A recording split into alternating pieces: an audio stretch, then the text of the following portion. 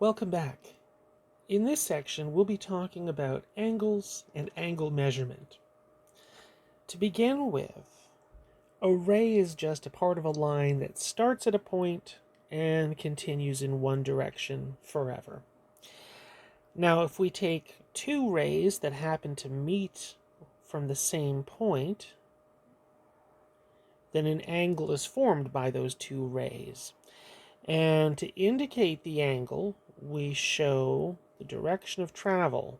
And for any two rays, you could be traveling in a counterclockwise direction or in a clockwise direction from one ray to the other. The place that we start at, the ray that we're beginning at, we call that the initial side or the initial arm. And the ray that we end at, we call that the terminal side or the terminal arm. So to indicate the direction of travel, you can see that I've drawn my angle with a little arrow here to show in the first one that I'm traveling in a counterclockwise direction. And so then that angle, angle theta, would be a positive angle, one with a positive measure. If we're traveling in a clockwise direction, on the other hand, like we are in the second diagram, that angle alpha would be an angle with negative measurement. So this general definition that we have for an angle, this is going to allow us to have angles that are positive or angles that are negative. And we'll also be able to see later on that we'll have angles of any size. So this is a much more general way of talking about angles, as opposed to what we're probably used to, which is thinking about angles as being inside of some sort of a shape. That's usually how we've thought about angles in the past.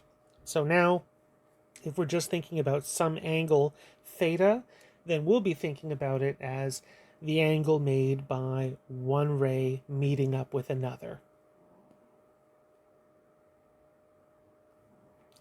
Now, when we draw our angles, typically we'll draw them in standard position, which means we're putting them on the x and y axis, where we've put the initial side on the positive x-axis.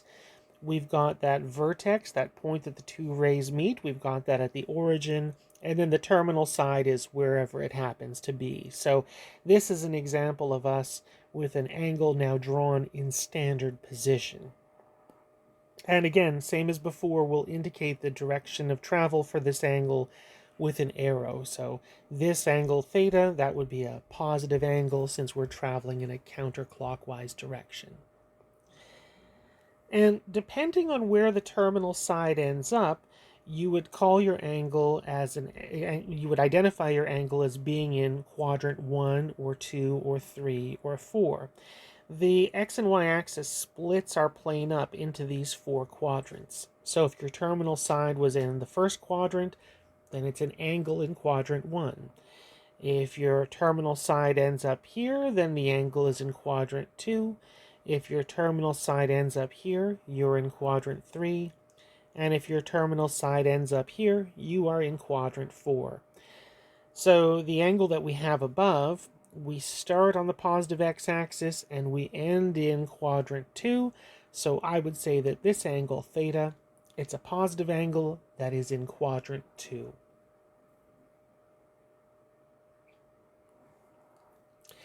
Now, you've seen one way of measuring angles before, which is degrees. And the way that we define degrees was that we said one full circle, one full rotation is 360 degrees.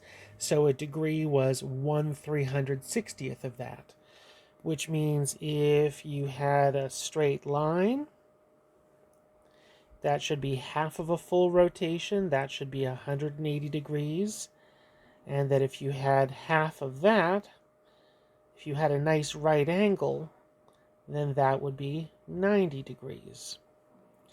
So we've seen these sorts of things before, degrees as a way of measuring our angle, and we intuitively know what does 360 mean as an angle and what does 180 mean as an angle.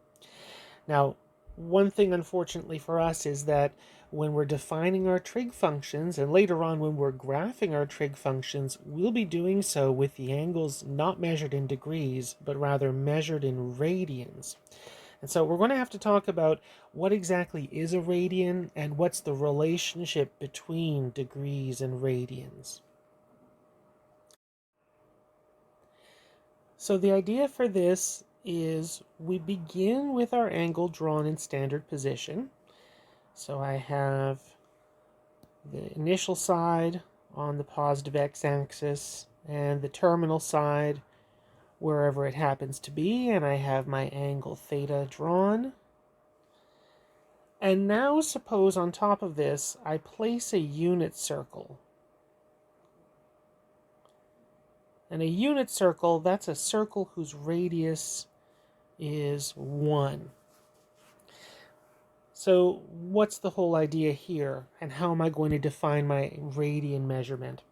So the one thing you might notice that by putting that unit circle on top of my angle, I have a little bit of a pie slice, a sector of my circle. That's what we call it when we take a slice out of a circle. We call that a sector. And that for this sector, you have that outside part of that circle, that length. We call that the arc length. The way that we're defining our angle measurement in terms of radians is that however big this angle theta is in radians, that would be the same as whatever this arc length is. Now, if you're thinking about a unit circle, you know that circles have a circumference that's 2 times pi times radius, and in this case, it's a unit circle, so the radius is 1. So the full circumference of our circle should be 2 pi units. So that means that if you're talking about a unit circle and that we have an angle that is a full revolution, which you'd normally think about as being 360 degrees, well then in radians, the radian measurement should be whatever the circumference is of that sector, which is the circumference of the entire circle. In other words, that 360 degrees is the same thing as 2 pi in terms of radians. Or if you wanted to think about 180 degrees. So if we're thinking again about our unit circle, if you wanted 180 degrees and wanted to know what is that in terms of radians, that would be the same as the arc length of this half of a circle. And if the whole circle has a circumference of 2 pi, then this half circle should have an arc length of pi. So in other words, 180 degrees is the same thing as pi radians. And so that's the big idea that we have here, is that if we're thinking about degrees and radians, the relationship is that 360 degrees is the same thing as 2 pi radians, or that 180 degrees is the same thing as pi radians. That's our little equivalence that we have. One thing to be aware of just going forward, that if you see any angle measurement that does not have the degree symbol, you can from now on assume that it's an angle being measured in radians. And the reason I say assume is because typically we don't write the unit RAD when we're talking about radian measurements. So I might just say the angle measures pi over 3, and I might not say the word radians, but if I don't write the degree symbol, then that means we're talking about pi over 3 radians. So that means that if you see something like 0, that would be 0 radians. But if you see 0 with a degree symbol, that would be 0 degrees.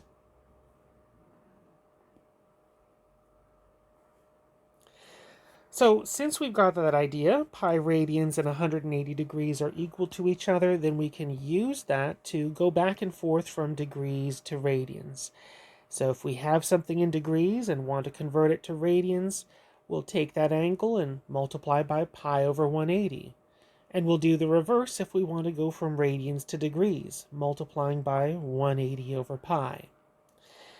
Even though this pi is the same pi that you know from before, that 3.1415 and so on, we're not going to be writing our angles by turning them into some sort of a decimal number. We want to give exact values only, which means although it might feel strange for you to say that an angle measures, for example, pi over 3 radians, that would be the exact way for us to describe it, rather than turning it into a decimal measurement. Okay, so if we want to convert 215 degrees to radians, then we just need to take that 215 and multiply by pi over 180. And that gives me 215 pi all over 180. And if you were to use the fraction function on your calculator, you'd find that 215 over 180 is the same thing as 43 over 36. So in simplest terms, 43 pi over 36. So how many radians is it? It is 43 pi over 36 radians. And the reverse, we've got 7 pi over 36 radians that we want to turn to degrees, and we'll do so by multiplying by 180 over pi. The pi and the pi will cancel, and we'll be left with 7 times 180 over 36, which 7 times 180 divided by 36 turns out to be the nice number 35. So therefore that's 35 degrees.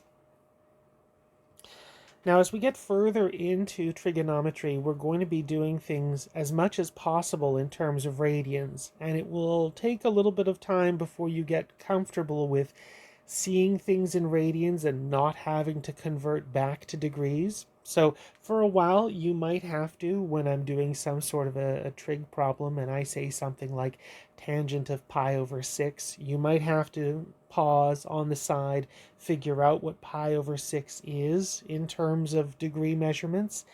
But after a while, you'll see there's a lot of angles that we see again and again, our usual ones, 30, 45, 60, 90. And after a while of seeing their equivalents in radian measurements, you'll know them well enough that you won't have to do the little calculations on the side. But if you'd have to do the calculations on the side, that's to be expected because this is a new way of measuring angles and it will take a little while to get used to it. All right, we have a couple of nice little formulas here that are really just applications of radian measurement. So if you're remembering your old circumference formula, circumference being 2 pi r, remember that the 2 pi here is coming from the fact that you are looking for the circumference of one full revolution of that circle, that 360 degrees. That if you're thinking about 360 degrees, that is the same thing as 2 pi radians. So not a surprise then that if you're talking about not a full circle but part of a circle, then instead of using 2 pi times r, it would be whatever the angle is for that sector times r. So for example, if you had some circle with a radius r, and you're talking about some angle theta, and you wanted to find the length of this arc, it would just be the case that you'd find the length by taking the angle theta and multiplying by r. And of course, if it was a full circle, then the angle theta would be 2 pi, because that would be one full revolution, and that would be our regular circumference formula. Similarly, with the area formula, in terms of radians, the area of a sector, half times radius squared times theta. Now you know the area formula for a full circle is pi times radius squared. And pi is half of 2 pi. Or in other words, if we want a full circle, in other words, 2 pi radians or 360 degrees, it's half of that angle times r squared. And so if you were looking at a smaller part of a circle, not a full circle, but just a little sector, and you wanted the area of that sector, well, then instead of having half times 2 pi, it should be half times whatever that angle theta is, times the radius squared.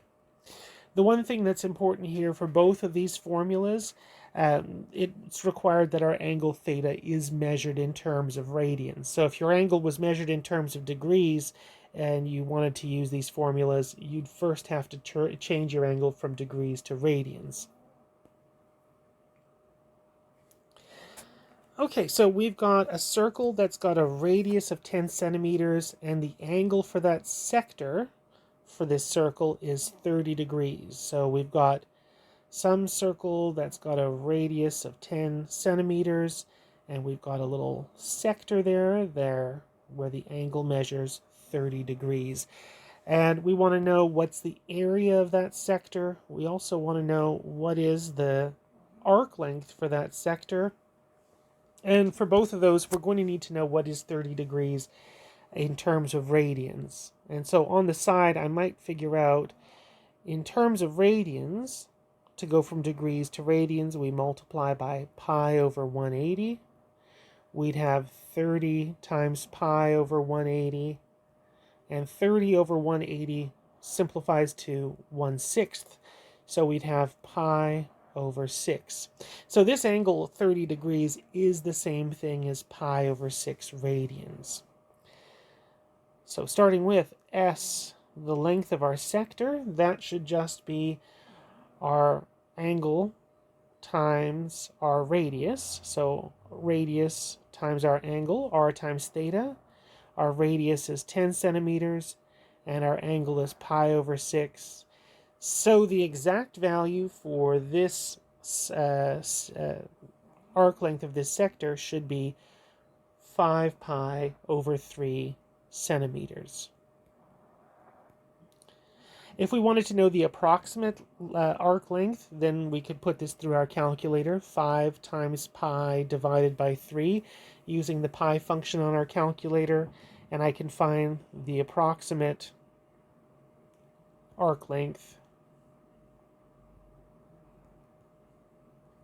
So 5 times pi divided by 3, running that through my calculator, I get 5.235, so it's approximately 5.2 centimeters.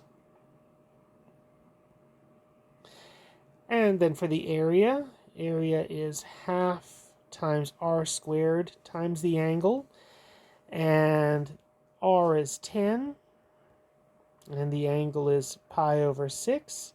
And just simplifying this, 10 squared is 100, so half times 10 squared is 50, and 50 times pi over 6, this all simplifies out to give me 25 pi over 3.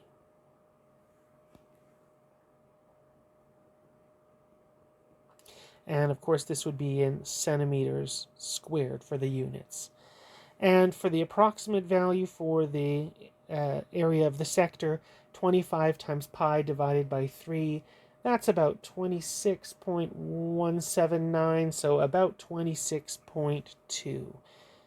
So the approximate area of the sector